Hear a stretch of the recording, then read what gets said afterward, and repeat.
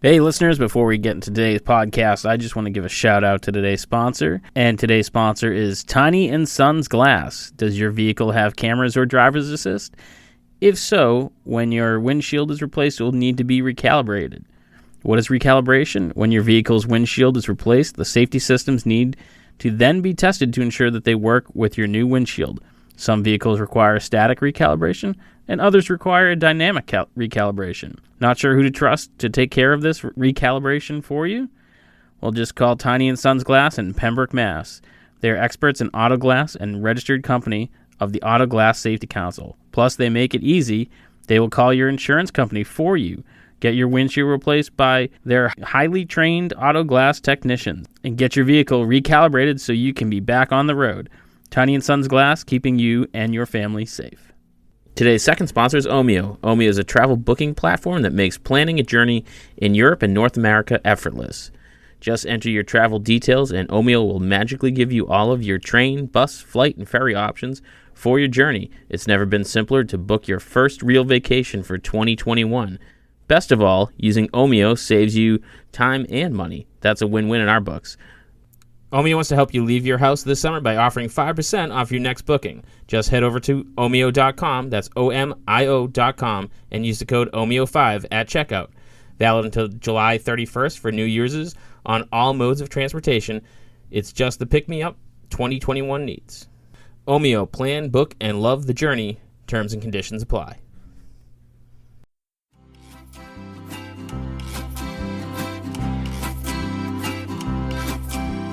Cross the line, the Gulf Stream. I've been in Tampa Bay, around the Horn, and home again, 'cause that is the sailor's way.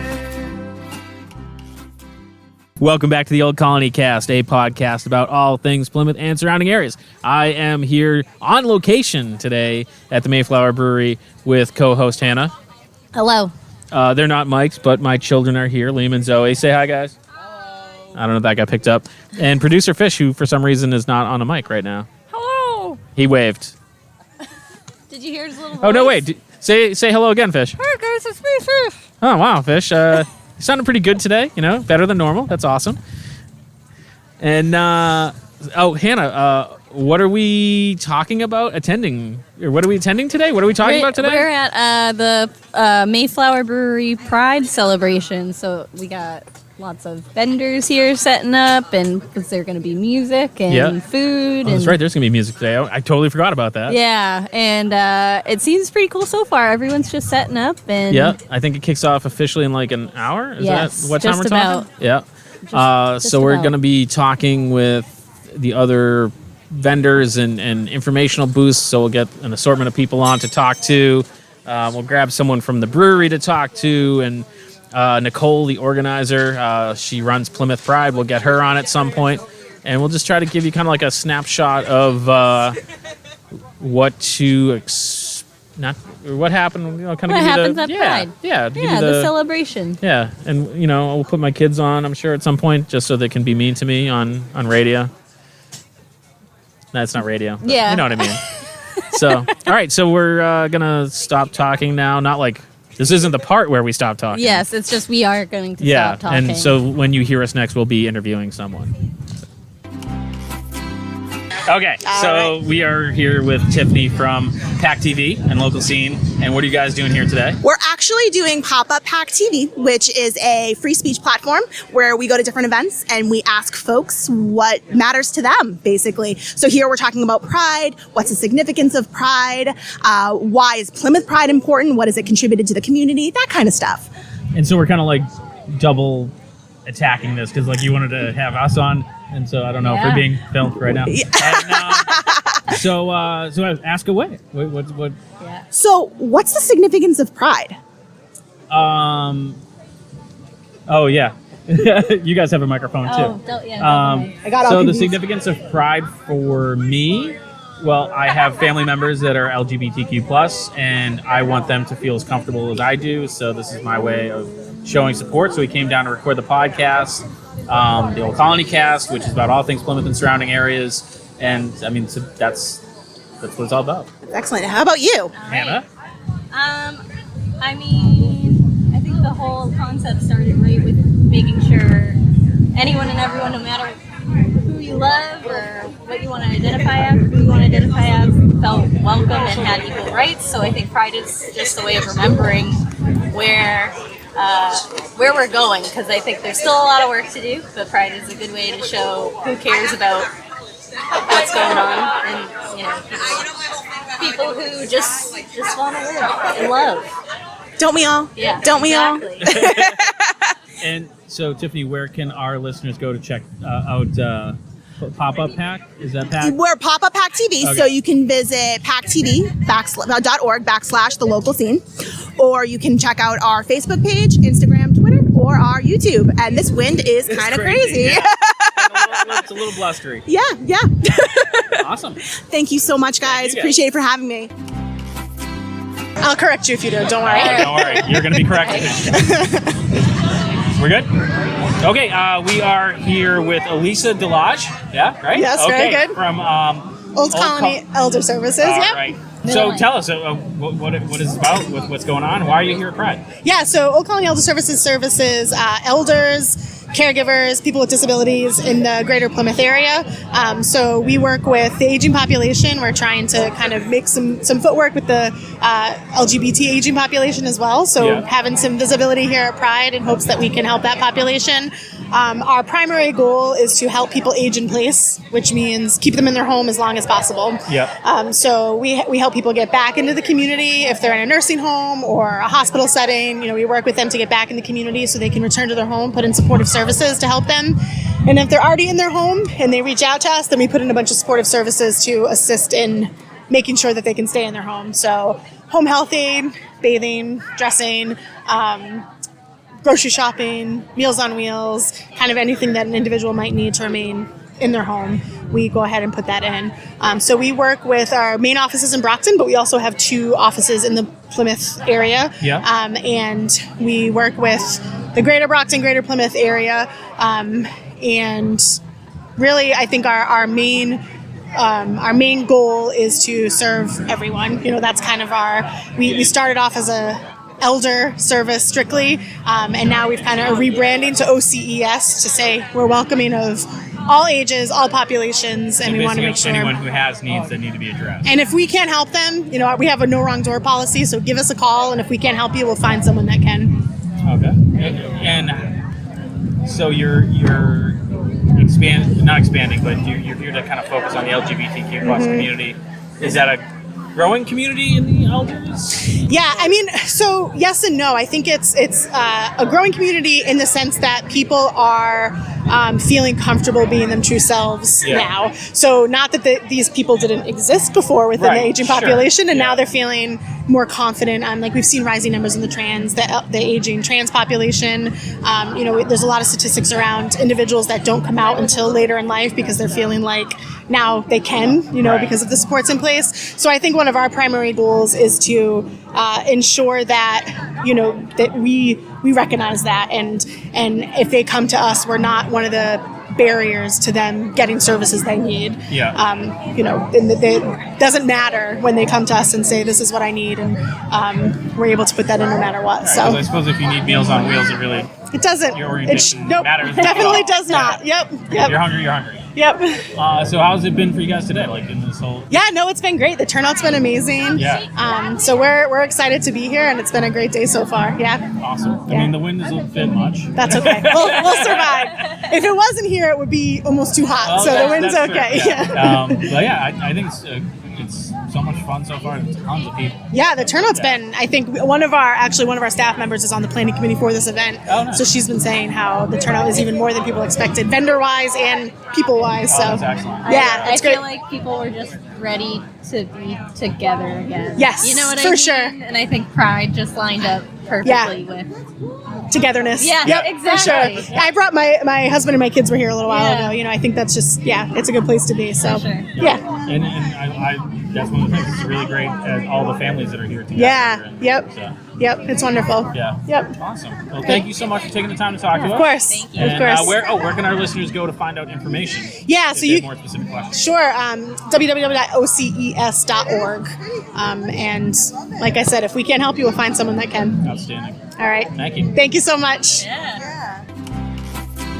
So we are here with Melissa McCleary, with Shagley, and also representing PFLAG, which I've never heard of either of those things. So can you just give our listeners kind of a rough idea of what we're talking about? Certainly. Shagley stands for South Shore Alliance of LGBTQ plus youth. We're part of a bigger organization of AGLEs. There's 14 of us throughout the state. And basically our sentiment is to support youth throughout the state who are either queer, questioning, or allies. Shagley's main purpose is to give them a social space as well as offer education on anything they want to learn about, which ranges from safer sex to home ec. Shagley currently is meeting virtually, but we're very excited to say we're going to in-person meetings soon. So right now, during the pandemic, we've just been doing our best to offer virtual support for any youth in the South Shore area who have questions or just want to rant and talk about their days. Mostly seeking that validation is the most important part for them these days. So is it like a counseling, or is it just kind of like giving them the space to kind of be themselves? It's more of a space to be yourself kind of thing. Right now, while we're virtual, we do have a certified therapist to assist during meetings for any youth who are like, oh, I'm kind of having a bad day. Can I talk to someone? Yeah. But when we go back to in-person, it'll just be more of a hangout group where you can come and say, oh, things are just the worst right now, or hey, y'all, things are the best. Can I talk to you about it?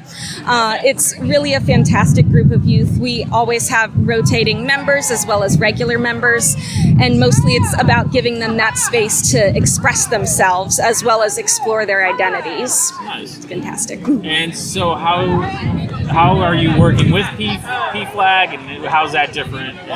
So PFLAG is the adult support group for those with an LGBTQ person or youth in their lives. Mostly our connection is whenever an adult has a question for a youth, one of their youths who's attending Shagley, we're like, well, we're not the best people to ask. We have PFLAG for you. And it's always fantastic because a lot of parents having a queer youth in their family is completely new. They want to know how to best support them. And it's fantastic because PFLAG has so many members who have had queer youth in their lives for so much longer and can say, well, here's what your youth might want. Here are the questions you can ask to best support them and validate them. Right now, they're also virtual, but usually when we're in person, we meet in the same space at the same time. So that way, youth have one place and the adults have another place, and they can just hang out in their own spaces and not be in each other's hair for a little bit. Oh, that's nice. So yeah. it basically gives the kids their space, but then so the adults aren't just standing around. It kind of gives them Yes. I feel like that probably opens up comfortability too. You know what I mean? Oh yeah. When I was a kid, I would not have said a word in front of an adult. You know what I mean? Exactly. Yeah. It's it helps a lot, especially they meet every fourth Monday, but we meet every second and fourth Monday. So if a parent's like, oh, can I sit in? We're like, oh no, this one's for our youth, but you know where you can go? Yeah. Just upstairs. Take the elevator or the stairs, whichever's best. And that way they can still be involved in their child's lives, but not right there when their child has a question about something they don't want to talk about in front of a parent or caregiver. Yeah. They're a fantastic resource as well. And so you said there's not Shagley's, there's Agleys. Agleys. Yes, lots of around. Agleys. So is every Agley combined with a PFLAG, or is that just kind of something that locally happens? It's something that locally happened. A lot of Agleys are combined with usually at least one other group in the area. Usually there's one that's adult-oriented or safer sex education-oriented, something along there so they can offer wider resources for their youth. Shagley happens to be kind of the smallest one right now. We're the babies of the group, but we're always working to get our information out there so that we can spread the word and say, hey, you can come here, have fun, learn about yourself, learn about others. And it's been a fantastic group that's been building for quite a few years now. Oh, it's really great. And how are you finding the event today? The event is fantastic. This is the first time I've been to a Pride representing Shagley. So it's been wonderful standing at my booth and saying, hey, y'all, come on over. Do you have questions? I can answer them. It's so much fun to be able to meet people as well as see them say, oh, this is just what I've been looking for. So I'm really, really glad we could make it here today and provide people with the answers they're seeking. I myself am excited to visit all the booths around here, passing by them in between walking around for Shagley. I've been like, I'm going to visit there. I'm going to visit the art booth. I'm going to visit that too and get some food there. So everyone seems very happy. So I'm glad to be part of it. This is the perfect venue because, I mean, Yeah, for sure. the number of families that I've seen walk by is huge. Oh, yes. Everyone from little babies and strollers to senior citizens who are stopping by telling us their stories. And the little babies and strollers be like, hey, do you want a sticker? And they're like, yes. So cute. That's awesome. So wonderful. Yes. It's So a good where one. can our listeners go to either contact you guys if they have questions or find out more info or whatever? Excellent. They can go to shagley.org, which Shagley is spelled with 2 S's, so it's SSHAGLY.org. And that'll have our contact information as well as our latest meeting info. So whenever you're listening to us, you can see if it's virtual, if it's in person, what else is happening in the South Shore area, as well as just lists of resources that our youth have recommended, as well as PFLAG has recommended. So things you can use even if you're not in the area. It's Awesome. perfect. Outstanding. Thank you for taking the time. Yeah, Do you have any Thank questions? you. No, I'm No? clear. Awesome. Wonderful. Thank you so much. for offering our spot over here. Yeah, no problem. Exciting. So we are now here with the organizers, the brains behind this all, Nicole and Becky. Yep. Oh, I thought I was going to screw that up. I really did. So you guys started to organize this last year, but then for some reason something happened? Well, What happened? coronavirus happened. Some weird And thing. basically, we weren't able to have it last year. We really didn't do that much planning last year, to be honest. So this was all put together with about a month and a half time. And that's amazing. And this I mean, is happening it's a great in Plymouth crowd. for the first time. Good turnout. Very excited. I can't believe the turnout, and it's still early, so Yeah. Right. yeah. And you guys, it was not just a event today. You guys had other things going on, right? Yep, we had a speaker rally yesterday. We had a little folk music concert at the Hedge House yesterday, right where the crosswalk is. I got stuck working. Was it another equal turnout or? It was a little bit less, but it was, the Hedge House is at the Antiquarian Society, Right. so it was a little bit of an older crowd, and they got to have their own little thing where they don't really necessarily all want to be in the midst of this crowd, but they had their own little awesome, low-key thing, so it was cool. Set up It was chairs and successful. hang out. It was totally successful. It was awesome. Yeah. Outstanding. I mean, the crowd here is amazing, and A lot of people. a ton of people and tons of families. We talked way back when we first started. I didn't mean to leave you hanging. We're high-fiving. We're high-fiving. You can't see high That's fives great on for the radio. There we go. Fish added in a high five sound. All right. But that was one of your goals, was to make it a family-friendly event, Informative. and There's lots of families tons of here. people here. Yeah. It's amazing. Yep, that's exactly what we wanted. So there's more than just vendor tents. There's informative ones, and there's other bands and stuff going on. And So we had an opening band, Justin Reno. We have the winners of the Boston Blues Fest, Soul Box, right now. And then pretty soon we're going to have a drag performance, a spoken word performance. Well, I haven't found them yet, so hopefully they're a spoken word performance. And someone's going to speak about the Equal Rights Amendment. And what else? More soul box. More after Soul that. Box, More more, Soul more, And then more drag. more drag. It's going to be an all-day affair. it's outstanding. Yeah. I really appreciate what you guys are doing. I think it's great for the We town. appreciate all the help you gave us. Hey, Yeah, no problem. thanks. I just answered some questions. Hey, you helped me a lot, though. Yeah, Thank you but, very yeah, much. we're always here to support, and Yeah. we love what you're doing. So, Awesome. Thanks, and thank guys. you for taking a couple minutes out of your, I'm sure, busy schedule. And- Definitely. Yeah. Awesome. Thanks so much, And we guys. can't wait for next year. Happy Pride. Absolutely. You We're set- going to be at the waterfront next year. You set the bar really high. Hey, so you I gotta- always set the bar high. That's right. That's how we're doing it. Love it. All right. Thanks, Step guys. out.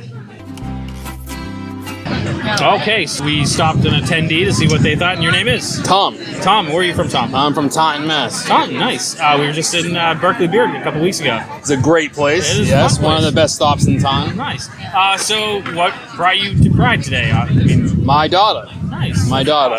My younger daughter. Yeah. She's 11 years old, and she's finally coming to, and I'm trying to support her in every way. You know, she's already very to herself and quiet Yeah. as it is, and really, doesn't talk to anyone. Right. So I know this is a lot harder for her. Yeah. And I know for the past year we've been really working with her and trying hard, and she's been coming out a little more and more, and that's what we want to be. We don't want her to be afraid. Right. I grew up in a time where you couldn't even walk into school with certain colors. Right. Never mind, knowing who you are. Right. And I don't want my daughter to be that way. I want her to be able to just be herself. Yeah. And know that she's loved no matter what. Oh, I think that's really sweet. I know. It really is. Yeah. I feel like we should tell him about Shagley. Yeah, do you know about it? Have you been to the Shagley booth? I'm not quite sure which one, but I might have. It's on the right-hand side, a little further down. Their big banner says P-Flag. Yes. Shagley. It's Shagley's like a South Shore community where basically like hosts get-togethers for LGBTQ kids and teens, and so they can just have a kind of a safe place to hang out and be themselves, and ask questions if they have questions.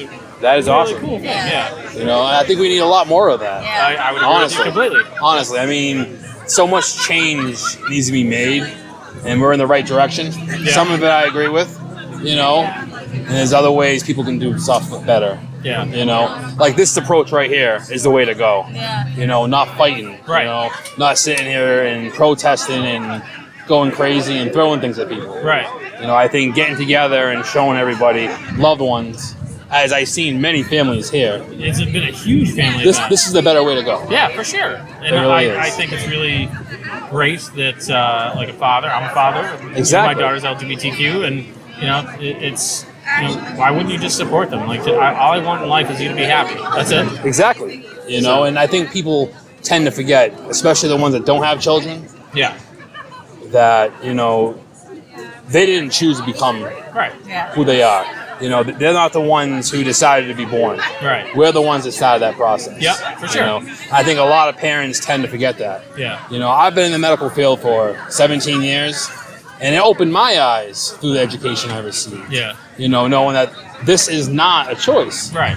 You were born this way. Yeah. You know what I mean? And you don't get the choice to be born. You just Exactly. are. Yeah, yeah. My point exactly. Yeah. So people don't tend to understand that. And I Yeah. think a lot of people, if they come to these events, whether they have children or no, Yeah. I think it would be really beneficial in the ending. Yeah, and I think people who are just allies, you don't have to be LGBTQ to be here.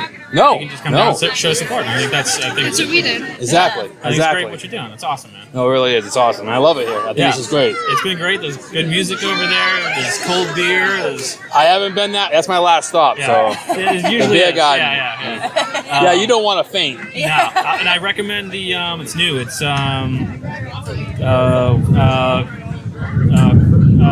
God, I'm gonna screw it up. Crazy something Dove. Who's the brewer? Is it Mayflower? No, it's Mayflower. Yeah, it's a new Mayflower. Mayflower beer. It's their new IPA. Nice. I'll have to try that out. Yeah. IPA? IPA. Okay. Yeah, That's good. I'll Yeah. take that. Nice. So overall, what'd you think of the event? A success. Yeah. I really do. I've been here for 2 hours. I think it's a success. Awesome. No one's sitting here frowning on anybody. Everybody's smiling, and that's what you want. Yeah. My daughter actually is walking around right now, and she's smiling. She's not shelling up and looking at the ground. All right. And that's what I wanted. That's great. So to me, it's success. Awesome. Well, thanks for taking the time to talk to us. Yes, thank you. And keep being a good person. Yes, sir. Thank you. I appreciate it. We stopped some more attendees to find out what's going on, and we're here with. I'm Wilbur. And I am Cameron. I'm sorry, it was Wilbur? Yeah. And Cameron. All right. Yeah. So, what do you guys think so far? This is incredible. This is actually the first Pride event that I've ever actually attended. Same. So, do you think it was because, are you guys from Plymouth? No, I'm from Rockland. I'm from the exact other side of Boston. Oh, okay. Yeah, up on the North Shore. What brought you to this one? Was it because the Boston Pride didn't happen this year, or? That, and I am actually close friends with Justin Arena, who opened the live performances. Oh, very cool. Nice. That's awesome. Yeah. So I haven't caught any of the music because we've been over here, but I know there's Soulbox is playing. Yes. Yeah. Have you caught any of the music? Mainly just Soulbox. Unfortunately, we kind of got here a little bit after it started, so we missed Justin Arena's set, but I've seen them before. I trust that it was amazing. So all my friends be like, they'll say something, I'll be like, yeah, that was on the podcast, and they'll be like, I'll be like, yeah, thanks for listening. It's fine. It's fine. I get it. We're friends. You're sick of hearing me talk. I get it. I tried to make it for it, but we were just late. But we're here now. Yeah. So, have you guys walked around, checked out the vendor booths and whatnot? Yeah, we already made like around all of this, and I guess we're just making another. Yeah, nice. We kind of just chilling right now. Just chilling, enjoying. It seems like it's the one thing that's blown me away is like how much of a family vibe this thing has. There's tons of like families and kids, and so I think you guys are the first non-family that stopped and talked to us. But so like, did you guys like call and be like, hey, this is going on? Like, was this a plan? It's not. That's a stupid question. Sorry, I've been in the just like planning to like come here specifically. Yeah. Well, I did see the event being created, everything on Facebook. Yeah. And I just really wanted to attend at least one Pride event now that I'm actually out as non-binary here. Yeah. Okay. Which I didn't actually come out until like mid 2020. Yeah. Because not enough was going on in 2020.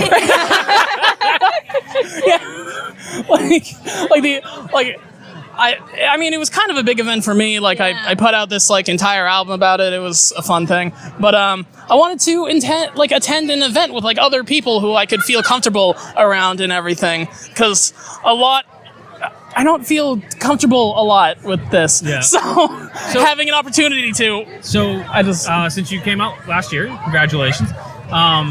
Can you congratulate people? Is that appropriate? I hope that's appropriate. It was meant to be nice. I appreciate it. All right. I think it's appropriate. And so you came, did this live up to your expectations of being kind of inclusive and welcoming? And yeah, this is amazing. Yeah, there was kind of a smaller Pride event yesterday. That wasn't really much of a Pride event. It was more just a circle of people smoking weed in the common. But it was something, and it was great also. But like this being all of this, like you got all the food trucks and you got the vendor tents and everything. Yeah. Yeah, this is what I wanted. That's awesome. That's so to be a part of. Yeah. Well, thank you guys for stopping to talk to us, and I hope you enjoyed the rest of your day here in Plymouth. And yeah, thank you for having us here. Yeah, no problem. Yeah. Don't be strangers, man. Like Plymouth is always. Shouldn't say always. Yeah. The cool people in Plymouth are very welcoming. Yeah. I live here. I get it. But no, thanks guys so much. Yeah. Hell yeah. Heck yeah. Okay, so we got a little bit of lull in the crowd here, and so Hannah, what are we going to talk about? I have just a little, fact sheet of historical LGBTQ type. Kind of like a historical moment checklist? Yes, kind of. Some of them I think are an audio montage? Slightly. And bear with me because I'm scrolling through something I did not write. This is from LGBTQhistory.org. Okay. So if it's wrong, blame them. Yeah. No, I mean, I guess usually when I do an episode, I put it in my own notes. You know what I mean? Kind of like get time to think and wrap my head around it. And today, I did not do that. All right. Because I thought these words were great. I just need to get them right coming out. Okay. I will try not to mock you relentlessly when you go wrong. So I think we could start off with getting into the colonies. So from 1607 to 1770, we know Jamestown, Virginia was the first permanent. Oh, you're going way back. Yeah. Oh, yeah, Okay. we're going back. All right. This is the old colony cast. Right. I get that. So we know Jamestown, and then let's see, skipping ahead to 1620. Yeah. Our little buddies there from England came on over. Not big Pride Festival people. No, definitely not. In fact, they're not quoted as, but pretty much might as well be,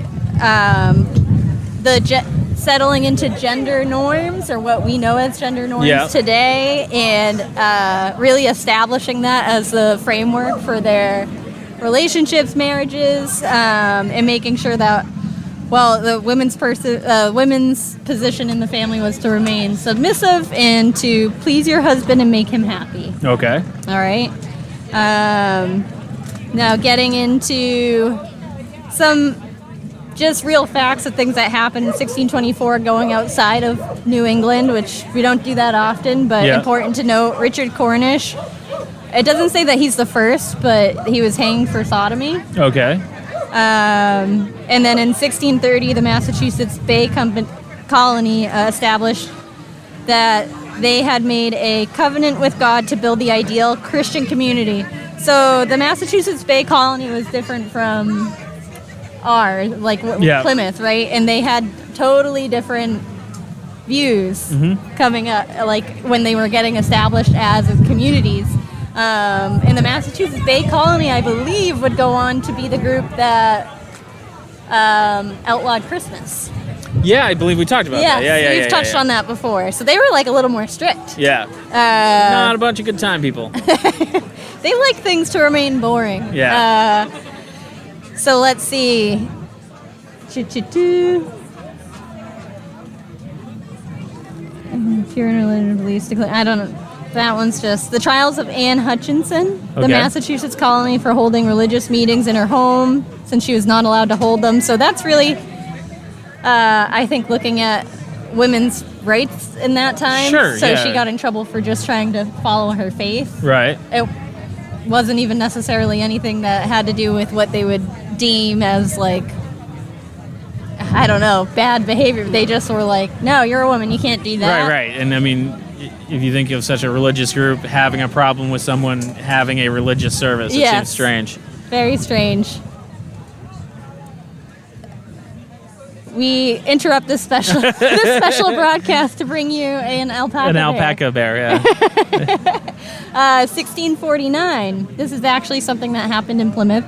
Sarah White Norman and Mary Vincent Hammond are charged with lewd behavior in Plymouth. Because they were a couple? They could have been a couple, yeah. And so it's believed to be the first conviction of lesbian behavior in the New World, which I think I've talked to you about or dropped it. Remember, I was like, I think the first person in Plymouth. Yeah.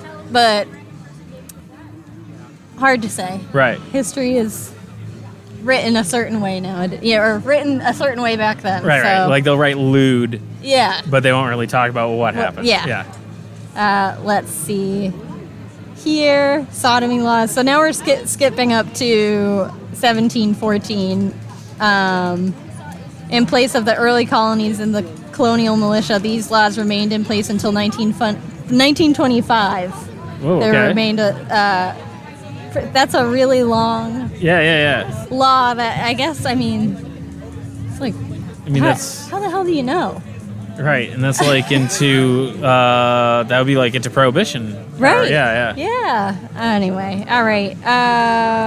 Let's see. This list is really cool because it actually touches on a lot of things that happen not just with LGBTQ plus in that population, but also just how this lays into Americans' history with slavery, too. Yeah. So it talks a lot about, like, in 1775, population of enslaved people in the colonies was at 500,000. So this is this is just like a very inclusive list of things that happen. It's all the list it's the list of everything that the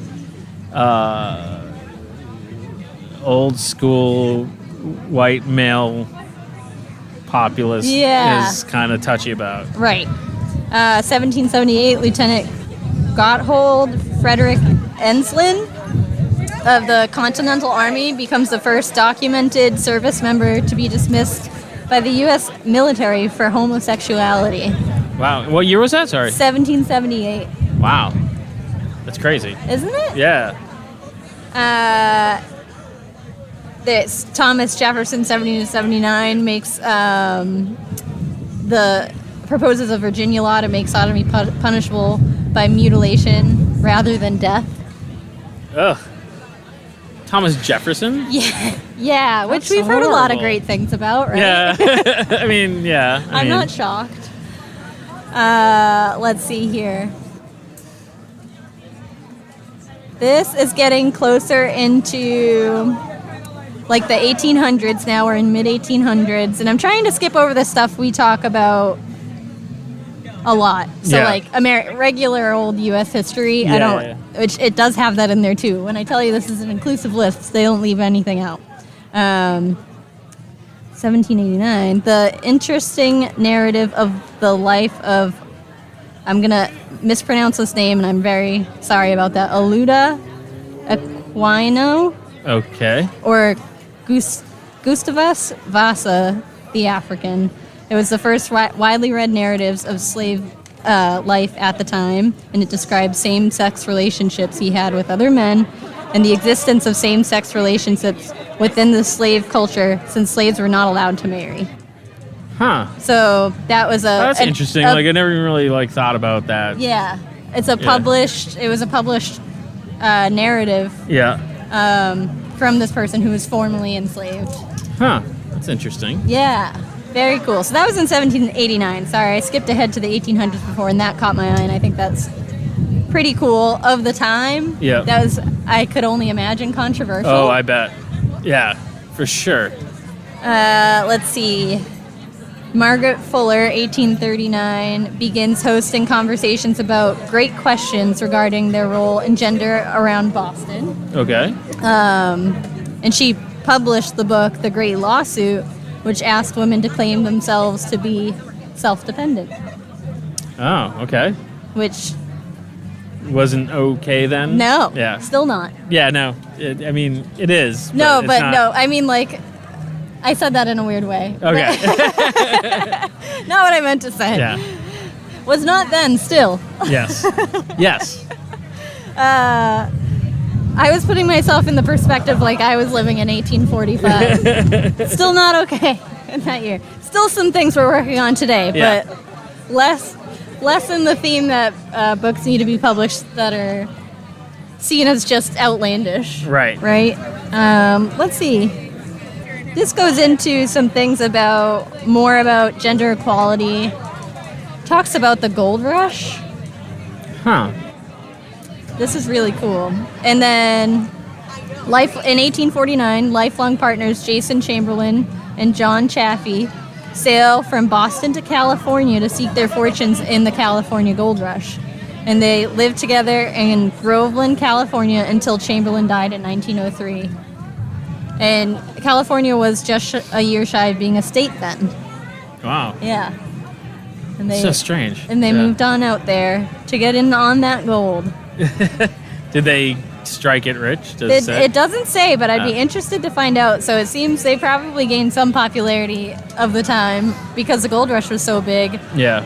And it sounds like if we know about it now, they likely were at some amount of, I don't know. You gotta wonder, because there was always that funny way that movies kind of portrayed people who were in relationships in like 70s and below, right? Yep. Like, oh, they're just roommates kind of thing. Yeah. So I'm like, did people just think they were like buddies or? What was the term? Was confirmed bachelor? Yeah, exactly. Let's see here. There's some stuff with the Civil War. There's a lot here. There's a lot. And now we're getting into like 1868. And it's we're getting into more just American history. So let's see here. Okay, 1886, Henry James writes the book The Bostonians about a long-term relationship between two women, and the term Boston marriages develops to describe two women living together. Shut up! Independent of financial support from men. Oh, wow. That's so very specific. I know. But it's a Boston marriage. I've never heard that before. Isn't that cool? Yeah. 1890, the term lesbian was first used in a medical dictionary. Okay. Which I think is really nice. 1890, birth of Alan Hart, who pioneered the use of the X-ray for tuberculosis diagnosis and was one of the first transgender men known in history. Really? Yes. Huh. That's interesting. And now we're getting away from, even further away from just Massachusetts-based things. But I think, where'd we leave off? 1890? Yeah. All right, so I'm going to go ahead, take a peek through the rest of this list and see what I can pull out that's Massachusetts-based. And we can talk about it in a little bit. Okay, and we'll come back. Okay, so we've been kind of looking at them all day because they're set up across from us. We were joined by No Place for Hate, or is it America's Hometown No Place for Hate? What's the Plymouth No Place for Hate. Okay, and your name is? Barbara Aharoni, and I'm the past chair. The chair right now is Vedna Haywood. The Plymouth No Place for Hate Committee is a town committee. Like the Department of Public Works, we're the Department of Good Works. And what do? We support all people of differences in our community and celebrate the differences. And that's why we're here today supporting this wonderful festival here. During the year and pre-COVID, of course, we had 2 town-wide events that we co-sponsor. And one of them is the Martin Luther King Day of Service, and the other one is the town-wide observance of Holocaust Remembrance.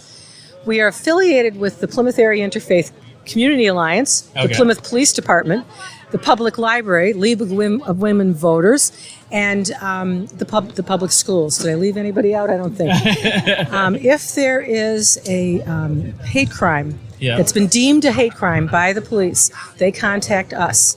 And what we do as best we can is to go to the people who feel that or have been victimized to let them know that our town does not tolerate that type of behavior, that it's a town that supports people and their differences, whether they are visible or invisible.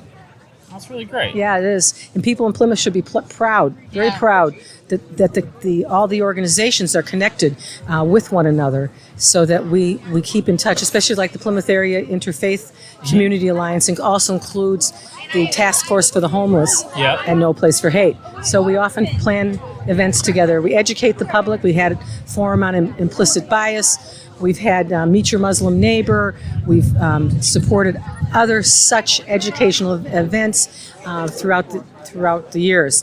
The Plymouth Committee, No Place for Hate Committee, has been a town committee for 20 years. Wow, really? Yeah, and associated with the town because of the foresight of Dr. Barry Meltzer. May his memory be a blessing. Oh, that's really interesting. And so there's this 2 main events, but do you do other fundraisers? There's this fund by the town? As soon as we can get to have our fundraisers. Today we've been selling our T-shirts and our buttons, and so that's the first fundraiser we've had since since February of 2019. We had an annual coffee house that was really well attended, and we hope to have it again. And it was called Standing on the Side of Love, and open and free to the public, non-alcoholic, family-oriented events with musicians entertaining, and they gave their time to support this town committee. Oh, that's really awesome. Yeah.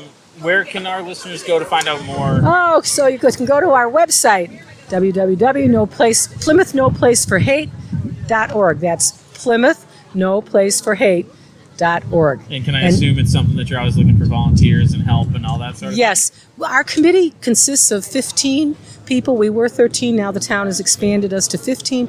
Right now, we will be having probably 1 empty seat. You have to be a Plymouth resident in order to be on this committee, and you apply to Town Hall, to the Select Board, and they will interview. But we ask that anyone who wants to be on our committee has to come to at least 1 meeting. Right now, we've been meeting by Zoom because we want to get to know that person a little bit. As you can understand, it's a committee that we feel is important to have sensitive individuals on. Yeah, I think that's really great. Yeah, it is. So hopefully, how was today for you? Oh, so excited, so happy to see so many people happy, out on a beautiful day, supporting the Plymouth Pride here in Plymouth, and they came from all over. We were asking them, and the vibe was really, really great. Yeah, and it was really, I was really surprised at how family friendly. I mean, so many families I saw. It's really great. Yes, and I'm glad you're here too, sending out the word about our terrific committee. If you'll notice in town, right by the Rainbow Crosswalk, you'll see a sign that says Plymouth is a town of no place for hate. Sure, yes. And we have just, with the help of the Department of Public Works, those signs have been put around at all the entrances as you enter into Plymouth. There are these signs there so people know what type of town we are. That's awesome. I have a short little plug that kind of goes along Sure. with Bush. So I'm as much into my local government as I can, and I'm from Wareham though. So I'm working on getting on a couple committees there, and I think for anyone who's looking to get started in local government and doesn't know how, committees is the best way to introduce yourself into that and get to know the other people in the town who just want to like better what's going on, and just if you have a specific focus that you love. And I really love that this committee exists for Plymouth, and it's good to get to know things like that. You can bring awareness to other towns, but all that stuff is just grassroots that helps you in your everyday life. So I just think it's amazing that this committee exists. Yes, it's wonderful. And sometimes you'll find when things happen in the rest of the world, people want to jump into a boat that's everyone's rowing in the same direction. Yeah. Okay? Yeah. The fish want to jump into the boat. So, Sure. yeah, we're glad for your support. Excellent. Well, thank you so much for taking time to talk to us. You're welcome. Yeah. Welcome. Have a good summer. Yeah, enjoy the rest of the day. You too. Thank you so A much. couple stickers. Am I off now? Yeah, you're off. Okay, that's pretty much does it for the day. It's like people are starting to pack up, and overall, what'd you think, Hannah? This was great. It was a great turnout. I just loved seeing so many faces out today, so many people who, I don't know, felt proud to be at Pride. It was really cool. Yeah, it was Very windy also. It's a little blustery, but all in all, I think that kept the temperature reasonable. Yeah. And Hannah knows everyone here. Yes. The mayor. And yeah, it's been great.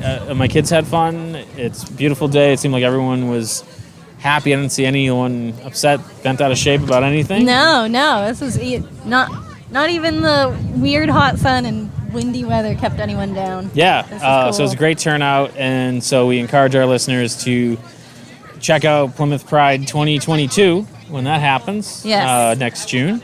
And Mayflower Brewery, of course. Yeah, and I was on that list of facts. My phone is near death, and physically I can't look at the screen anymore. Oh, jeez, that bad? Yes. Could have charged it. We have. I actually brought a charger with me, but I'm like, now we're at the end, and it's okay. Just important to know that a lot of important LGBTQ plus history exists out there, and I think. Hey, and can you reiterate the website? Do you remember what it is? No. Okay, so you guys can go back and listen. Go rewind. Yeah. I apologize. I think it might be LGBTQhistory.org, if I'm guessing. All right. But it was, I'm sure that's a website. It was pretty cool, and it did more than just local history, which was what I was kind of streaming through. But I think all of the history is very important on there, and important for everyone to know, to understand where the community is at today. For sure. I think so. Awesome. Well, thanks, Hannah, for hanging out all day. This is longer than normally we record, but it was fun. I had a good time. Definitely. And thank you, Fish, for all you do. You're welcome. It was a pleasure to be here. And so next time he'll be mic'd, because I don't even know why he's not. There's microphones. He didn't use them. That's all right. Yeah. Okay. So, this is the part where we stop talking. I forgot how to end. Thanks for listening to today's podcast. You can find us on all social medias at Inebri-art or on Instagram at Inebri-art6. You can email us at Inebri-art@yahoo.com. And make sure you listen to the other podcasts on the Inebri-art Podcast Network, including Bar Talk, Old Colony Cast, Retro Redoctopus, America's Hometown Horror Podcast, and our newest one, Theme Park Legends, a podcast about working at theme parks. What else? And we'll catch you again next time.